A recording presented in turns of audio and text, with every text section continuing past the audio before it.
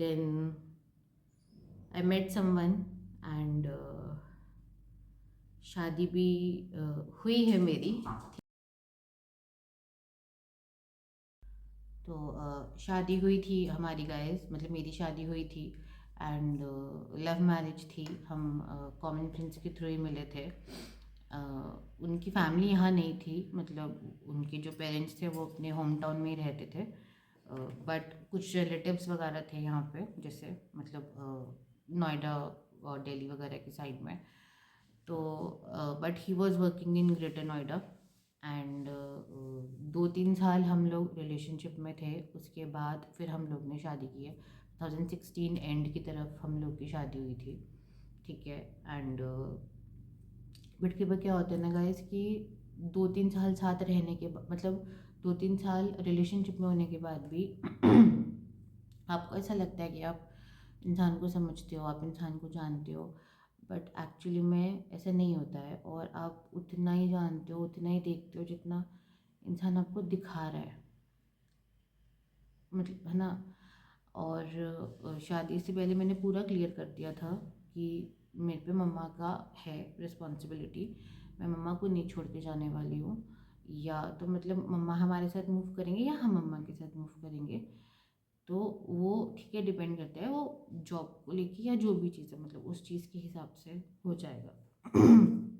He was also fine कि हाँ ठीक है, नो प्रॉब्लम्स।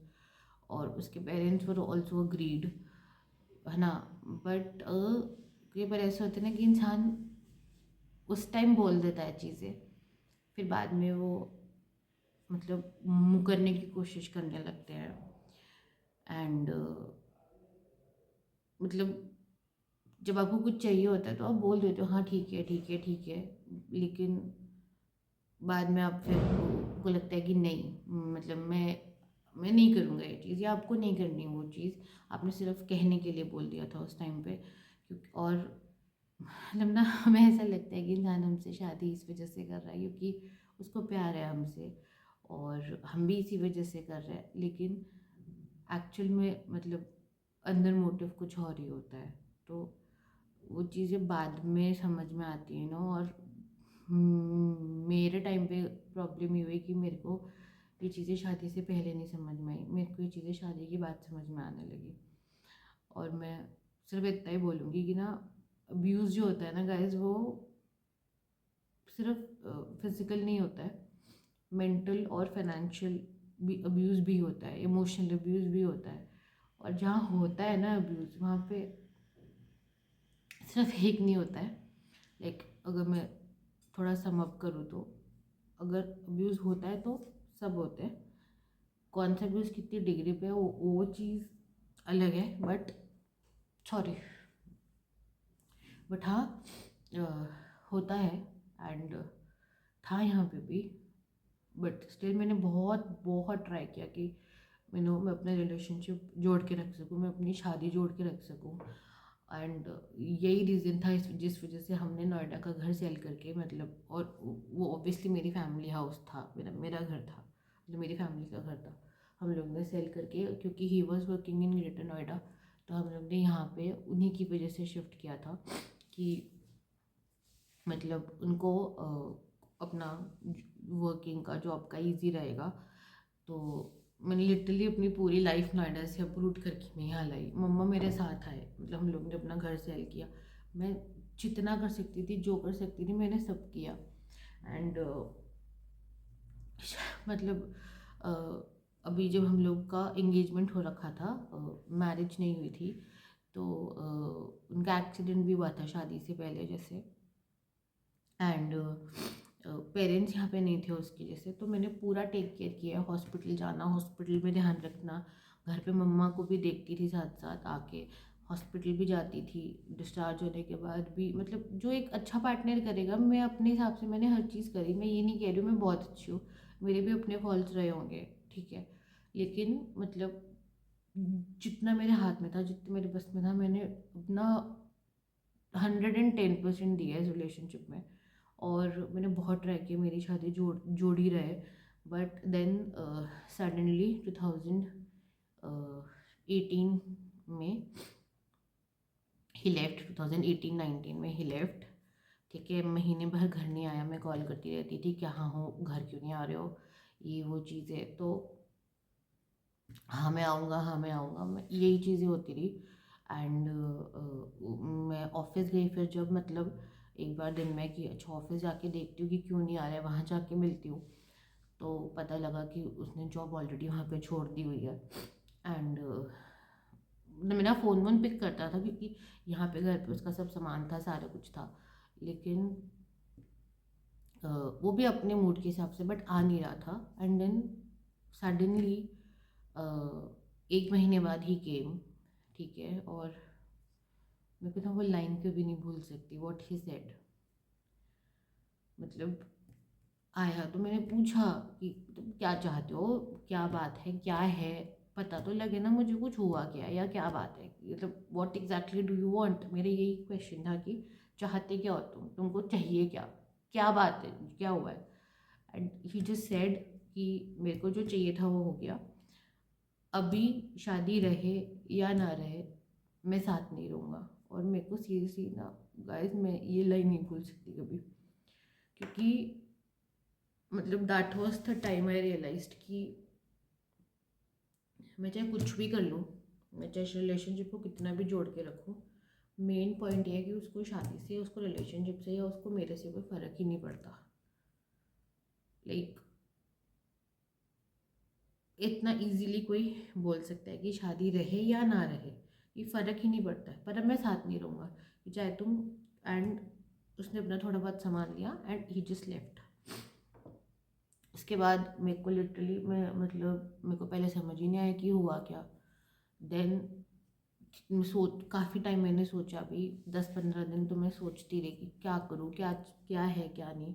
बट मेरे को मतलब ना धीरे धीरे सब चीज़ें रियलाइज़ होने लगी कि आप जब बैठ के एकदम सोचते हो ना कि चीज़ें और इवेंट्स और सारा कुछ, तो लास्ट 2-3 साल का शादी के बाद से जैसे मतलब मैं सोच, मेरे को चीज़ें एक्चुअली में ना ध्यान आने लगी कि अच्छा ये था, ऐसे था, ऐसे था।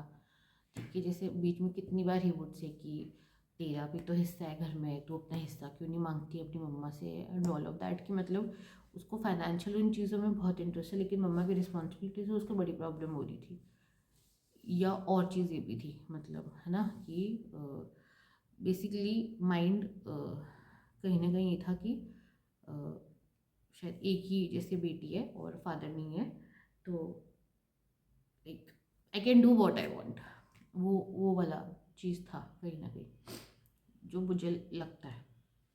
देन मतलब 10-15 दिन बाद जैसे जब ये बोल के ही लेफ्ट, तो मैंने कॉल किया कि ठीक है अगर तुम्हें नहीं रहना है साथ में, तो क्योंकि हमारी शादी लीगली हुई है, we are a legally married couple, हमारी शादी रजिस्टर्ड है और सारा कुछ, तो फिर अलग भी मैं लीगली ही होंगी। मैं ऐसे मतलब लटक के नहीं रह सकती कि तुम अपनी कन्वीनियंस के हिसाब से आओ, अपनी कन्वीनियंस के हिसाब से जाओ, या मैं वेट करती रहूँ या वो चीज़, या मतलब मैं अपनी लाइफ नहीं स्टॉल कर सकती, सीधी सी बात है। तुमको नहीं रहना साथ में, तुम मत रहो, no issues, no problems, but at least matured individuals की तरह हमें अलग होना चाहिए, स्पेशली जब लीगैलिटीज इन्वॉल्व है हमारे रिलेशनशिप में, हमारी शादी में। इसे ठीक है मैं बताता हूँ तेरे को। उसके बाद ही चेंज हिज नंबर, कहाँ था मुझे नहीं पता था, सोशल मीडिया पे भी मैं कांटेक्ट नहीं कर पा रही थी। और गाइस मेरे को समझ ही नहीं आ रहा था हुआ क्या, लाइक 6-8 महीना 10 महीना में समझ ही नहीं पा रही थी कि हुआ क्या है, कहाँ है। उसके पेरेंट्स को पूछ रही थी तो देवर लाइक कि हमें तो नहीं पता कहाँ है, हमसे भी बात नहीं हुई, हमें नहीं पता कहाँ है, हमें नहीं पता कहाँ है। बट आई न्यू कि इंसान चाहे कुछ भी करो अपने पेरेंट्स को हमेशा बताता है, ये अपने पेरेंट्स के एटलीस्ट टच में रहता है। तो मेरे को पता था उसके पेरेंट्स को मालूम है बहुत अच्छे से, बट वो लोग भी नहीं बता रहे थे। एंड फिर मतलब ना मेरे को एक्चुअली में मतलब एक डिसीजन लेना पड़ा कि नहीं ठीक है, अब उसको नहीं रहना साथ में, नो प्रॉब्लम, लेकिन फिर इनिशिएट मेरे को करना पड़ेगा शायद अगर अलग होना है तो, बिकॉज वहाँ से उसको ऐसा लग रहा है शायद, या उसके हिसाब से कि बस मैंने बोल दिया कि मुझे नहीं रहना साथ में तो शादी ख़त्म, बट ऐसे नहीं होता है गाइज। आप ऐसे किसी की लाइफ के साथ ये चीज़ नहीं कर सकते हो। तो एंड मैं ऑनेस्टली बोल रही हूँ, मेरे को भगवान का बहुत बहुत शुक्र है कि ये इस टाइम पे ना, इस टाइम पीरियड में मेरे को जो दो सहारे सबसे ज़्यादा चाहिए थे, जिन दो सहारों की मेरे को सबसे ज़्यादा ज़रूरत थी, वो मेरे साथ थे। एक मेरी माँ, क्योंकि अगर इस टाइम पे इन सब सिचुएशन में मम्मा वीक पड़ जाते, मम्मा अगर हाथ छोड़ देते, मम्मा अगर वीक पड़ जाते इमोशनली, या उनकी हेल्थ इश्यूज़ उस टाइम पॉपअप हो जाते, या वो लूप में चले जाते, तो कहीं ना कहीं मैं बहुत वीक पड़ जाती। और दूसरा मेरी माता रानी की, उन्होंने मेरे को लिटरली ना मतलब हिम्मत दी है कि मैं इन सब चीज़ों को फेस कर पाऊँ और चीज़ें कर पाऊँ। एंड मतलब बहुत चक्कर लगे हैं लॉयर्स के, पुलिस स्टेशन के, क्योंकि पता ही नहीं था हमें कि कहाँ है, तो आप कैसे वो करोगे वो चीज़। तो पुलिस स्टेशन के बहुत चक्कर लगे, लॉयर्स के बहुत चक्कर लगे। मेरे को एक्चुअली में कंप्लेंट फाइल करनी पड़ी थी, तो सिर्फ इस वजह से ताकि उसके घर पे नोटिस जाए एंड वो आए यहाँ तक। तो मतलब उस ये सब पुलिस कंप्लेंट करने के बाद जब सब चीज़ें हुई, उसके बाद जाके ही केम, तो उसके पेरेंट्स तक नोटिस गया और सारा कुछ, उसके बाद he came with his father and then he said कि ठीक है, मेरे को मैं लीगली सेपरेट होने के लिए रेडी हूँ। नंबर वगैरह भी मेरे पास अब तो कुछ नहीं था, सब सिर्फ इस वजह से हो पाया क्योंकि पुलिस स्टेशन से उसके पेरेंट्स को कॉल किया, उसके पेरेंट्स को नोटिस किया था कि आपको यहाँ पे आना है, आपके अगेंस्ट कंप्लेंट रजिस्टर हुई है। मैं नहीं करना चाहती थी 8-10 महीने, मैं ट्राई करती थी कांटेक्ट करने का, बात करने का, बट कोई ज़रिया नहीं था मेरे पास बात करने का। और फिर उसके बाद जब हुआ डिसाइड कि ठीक है हम लीगली सेपरेट होंगे एंड डिवोर्स के लिए एग्री हुआ, तो उसके कुछ टाइम बाद ये कोविड हो गया, लॉकडाउन हो गया, कोर्ट वगैरह बंद थे, तो चीज़ें डिले होती गई एंड फाइनली जाके लास्ट ईयर, मतलब लास्ट ईयर जाके मेरा डिवोर्स फाइनल हुआ है। एंड तो अभी मैं लीगली मतलब डिवोर्स्ड हूँ। 1.5 साल से थोड़ा ऊपर हो गया डिवोर्स हुए, लेकिन मेरे को ना इन चीज़ों से निकलने में बहुत टाइम लगा है। और उस टाइम पे ना फैमिली का सपोर्ट और फ्रेंड्स का सपोर्ट, भाभी हो, मम्मा हो, मेरे फ्रेंड्स हो, मेरी कज़न हो, मतलब उन्होंने मेरे को एक्चुअली में बहुत सपोर्ट किया है। एंड पर मेरे को लिटरली बहुत बहुत टाइम लगा है, मतलब मेरे को लगा था कि नहीं आएगा रोना, बट आ गया शिट। बट हाँ, मेरे को बहुत टाइम लगा इन चीज़ों से बाहर आने में, बट मेरे को पता है कि मेरे को स्ट्रांग रहना है क्योंकि मम्मा है।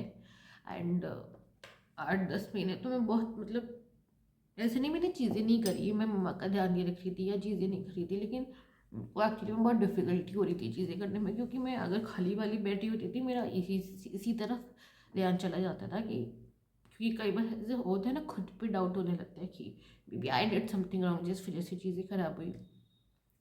बट नहीं, मेरे को मतलब समझाया सबने और मेरे को खुद भी रियलाइज़ हुआ कि नहीं, चीज़ें ख़राब इस वजह से हुई क्योंकि रिलेशनशिप को एक जना संभाल रहा था।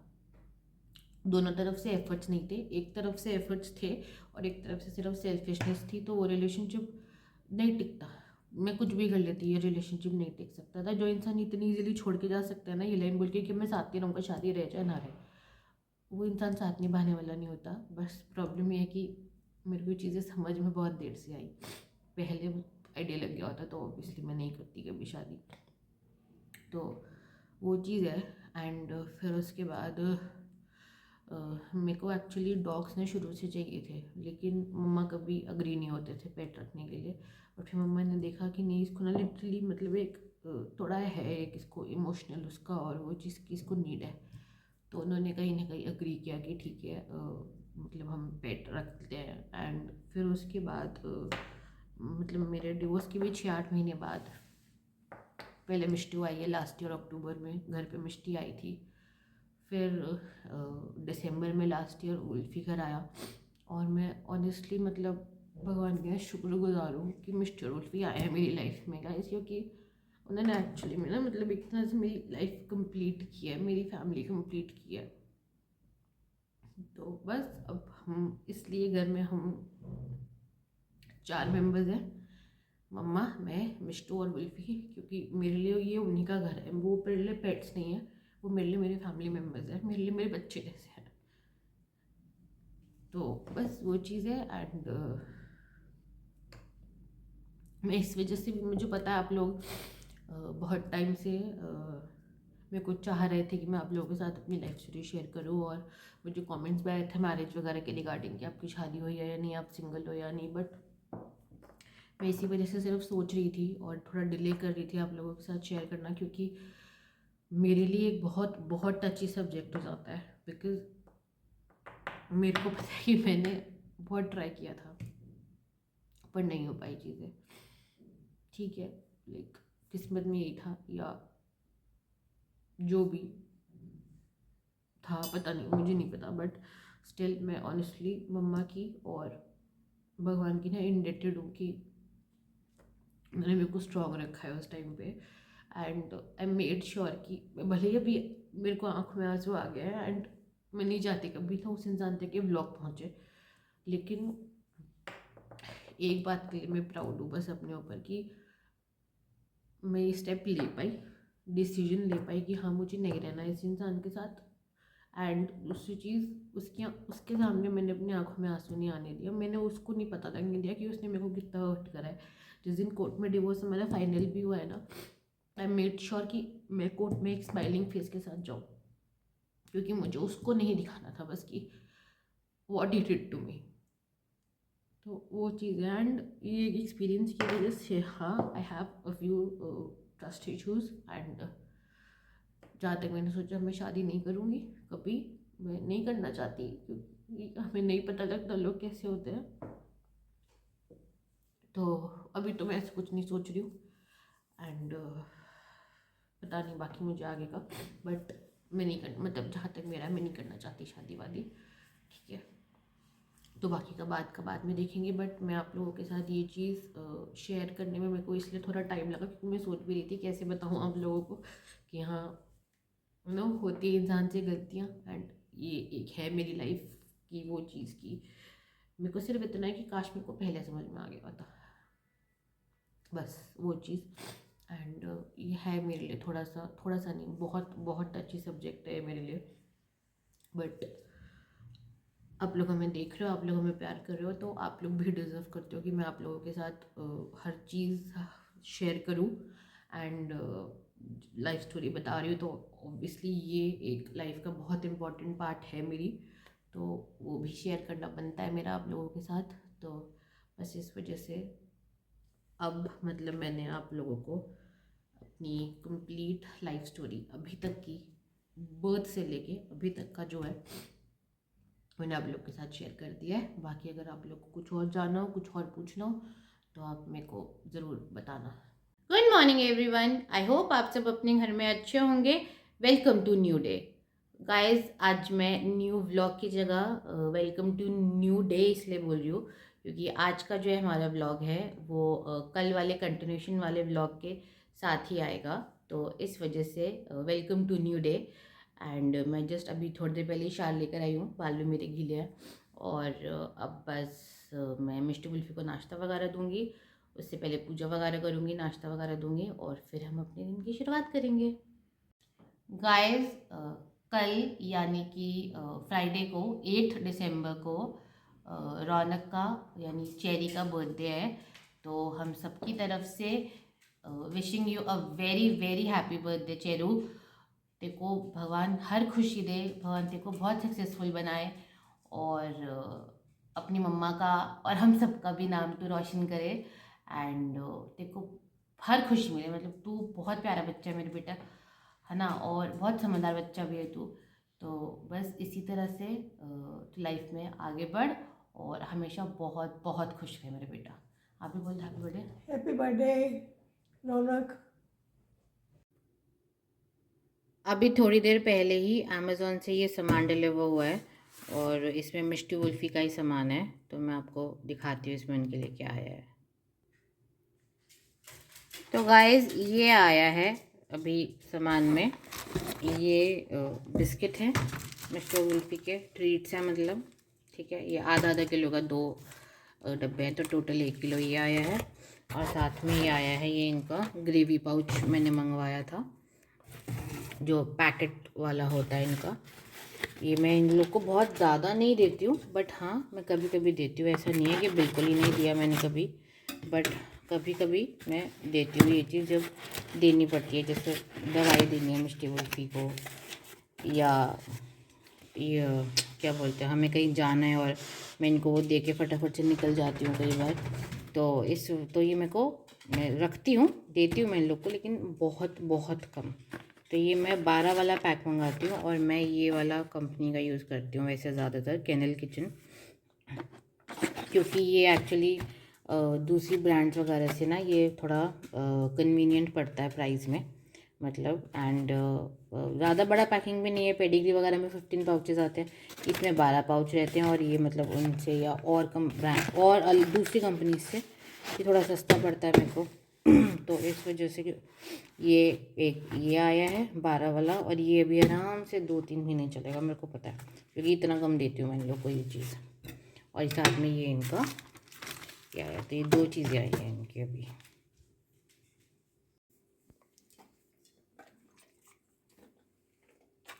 Good girl mister. चलो लास्ट चलो फिनिश। सो गाइस, इसी के साथ ही मैं अपने आज का व्लॉग यहीं पे एंड करते हैं। एंड मैंने पूरी कोशिश की है गाइस कि मैं आपको मतलब जितना टाइम स्पैन था, जैसे तो मैं आप लोग को अपनी लाइफ की हर एक चीज़ बता सकूं। छोटा मोटा कुछ वैसे कुछ वो हो रह गया हो तो अलग बात है, नहीं तो मतलब हर मेन चीज़ या जितना मैं डिटेल में आप लोग को बता सकती थी मैंने सब बताया है आप लोग को, आप लोग के साथ सब शेयर किया है। एंड मैंने ध्यान रखा था आप लोग के जो को भी क्वेश्चंस आए थे या कमेंट्स आई थी, तो मैं उन चीज़ों के बारे में ज़रूर इंक्लूड करूँ, ज़रूर बताऊँ आप लोग को, ज़रूर आप सबके साथ शेयर करूँ। बट स्टिल अगर बाय चांस कुछ मेरे से मिस आउट हो गया है, या आप लोग का कोई और क्वेश्चन है, आप लोग कुछ और जानना चाहते हो, या आप मुझसे कुछ और पूछना चाहते हो, तो प्लीज़ मेरे को कमेंट बॉक्स में जाके कमेंट करके ज़रूर बताइएगा कि मतलब या कि ना मतलब हाँ ये चीज़ रहेगी है, या हमें ये जानना है, या जो भी चीज़ है, तो आप प्लीज़ मेरे को वो चीज़ ज़रूर बताना। एंड आई होप आपको हमारा आज का व्लॉग अच्छा लगा होगा। मिलते हैं कल आप सबसे एक नए व्लॉग के साथ, तब तक के लिए गुड नाइट।